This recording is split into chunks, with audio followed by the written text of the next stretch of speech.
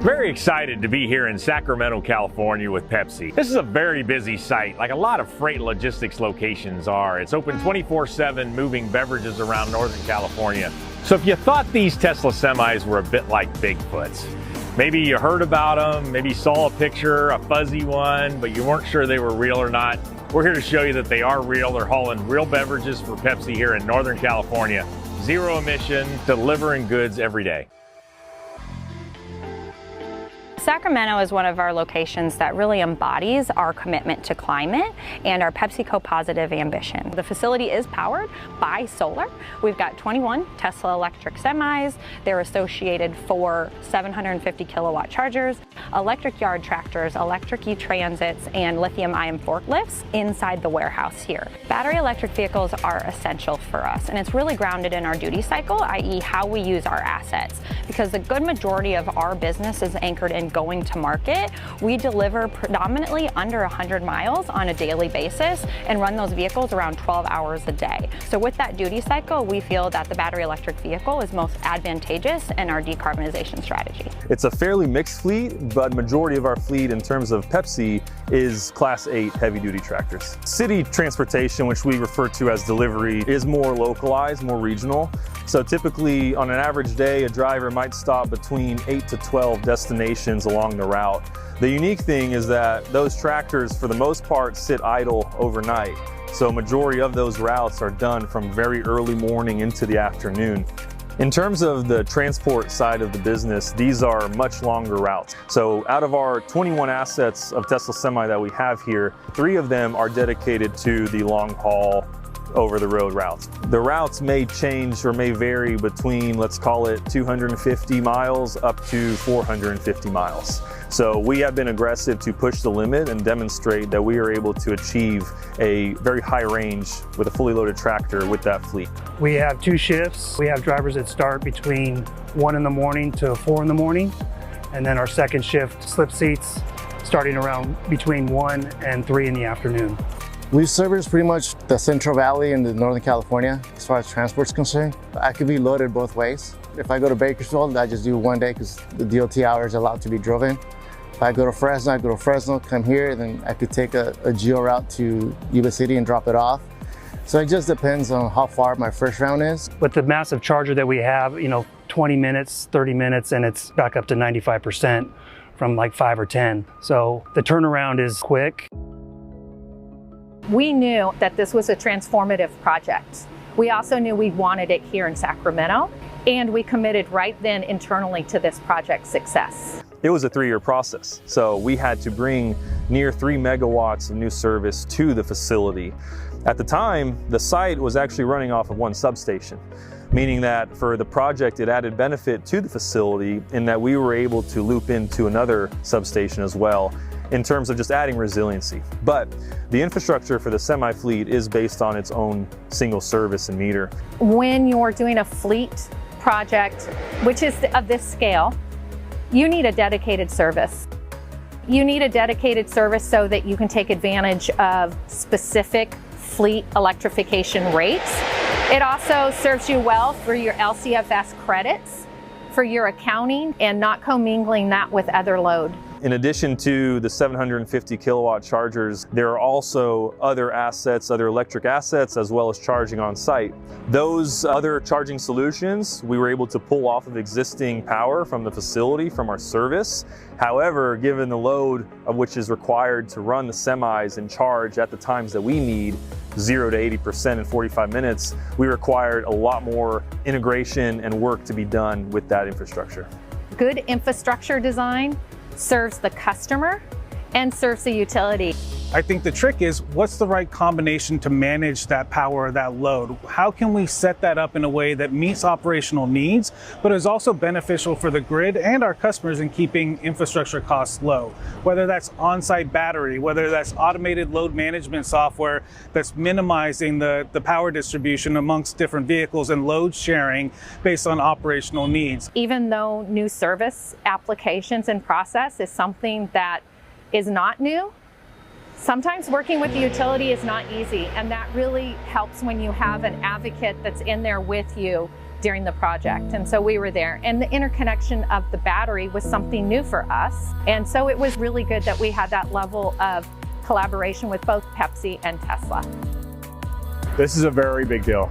This is going to revolutionize how the trucking industry goes to market in the future, and PepsiCo is on the forefront of it. It's very, very important that we get it right, and we do everything we can to make sure we run on less. These types of deployments and the knowledge that you gain from them is hugely valuable for us to see if the tools that we're using are accurate. But perhaps more importantly, on the cost side, how these vehicles are charging, when they're charging, what the overall charging profiles look like day to day. Getting these real world data points are just hugely valuable in the early going here. One of the biggest values and drivers of efficiency for the Tesla Semi is the tandem axle. It's supported by both the torque axle as well as the efficiency axle. The combination of these two allows for flexibility and range improvement and strength across both a shorter mile local delivery setting and drive, as well as a long haul over the road transport setting. What's unique about electric trucks is that now we're looking at data around the battery itself and the motor. So data that we look to pull includes the real-time state of charge of that battery, so how much charge is left in the battery at any given time. And then while that vehicle is driving or while it's charging, looking at either the energy being drawn out of that battery for propulsion and the energy that's coming back into the battery when it's charging or when it's regenerative braking. Regen is a huge benefit for us, I think, overall when it comes to the transformation to electric. We've seen very strong efficiencies and performance based off the regen of the Tesla semis. For example, going across Donner's Pass and back from here to Nevada, we're able to, on the trip back, actually zero out in terms of state of charge improving due to regenerative braking, which for us is massive. That extends range for us in a way that is invaluable. In terms of the regen, the efficiency of the tractor and the routes that we're taking, as well as the drivers that have been enabled, for the past several months, we've been able to stay below 1.7 kilowatt hours per mile in terms of efficiency of this fleet.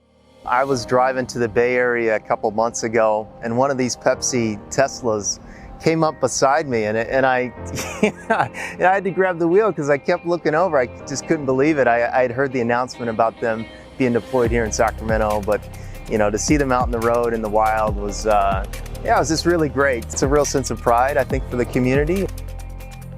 We're first in the world to have Teslas, and to be part of that is exciting. I start at 2 in the afternoon, so I'm a swing shift driver. I've been driving it for about 3 or 4 months now. And yeah, we get questions every time we go to a different facility. People see us, long haul drivers, they ask questions, and I tell them it's just, you know, it's so comfortable, it's so easy to drive. You're so close to the front of the tractor, your visibility is amazing. I come from a family of truck drivers. My grandfather, my uncles, my dad, they're all been truck drivers. I grew up on a truck. I love being on the road. It's my favorite thing. I love it. I do about 400 plus miles a day. Being in a good truck, comfortable, drive great, it makes a world of difference on my day. You know, I don't hurt as much. As soon as I got this, I was like, it just feels good. I actually volunteered because I was really excited to drive the electric truck. I'm not a techie person, so I was I was afraid of the iPhone when it first came out. There's no switches and gauges in the cab of the truck, so I had to strictly go off the monitors, and within a half hour I was comfortable. If you know how to use a smartphone, then you could easily operate one of these trucks. The turn radius is awesome. It's better than in my car. It's a lot more comfortable. They're quieter, they're smoother, they look nicer. They don't look as intimidating. I think when they see other women doing it, then that will give them maybe some motivation to want to get into it. I think with this, they would be a little bit more comfortable considering driving a big rig.